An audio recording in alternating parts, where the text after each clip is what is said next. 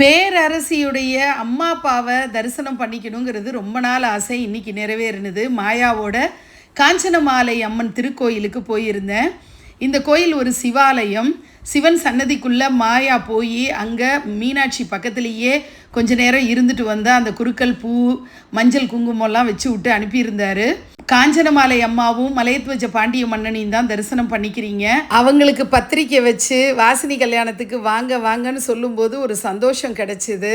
சிவன் சன்னதியில் சரடு மெட்டி இதெல்லாம் வச்சு வாங்கிட்டு வந்ததும் சந்தோஷமாக இருந்தது.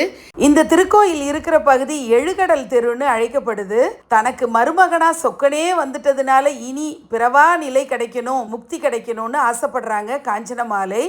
7 கடல் சங்கமிக்கிற இடத்துல புனித நீராடினா முக்தி கிடைக்கும்னு கௌதம முனிவர் அறிவுரை சொல்கிறாரு. தன்னுடைய மகள்கிட்ட காஞ்சனமாலை அம்மா விருப்பத்தை தெரிவிக்கிறாங்க. தன்னுடைய மனைவியின் ஆசையை நிறைவேற்றணுங்கிறதுக்காக 7 கடலை இந்த பகுதியில் இருக்கக்கூடிய ஒரு குளத்தில் திரட்டுறாரு சொக்கநாதர்.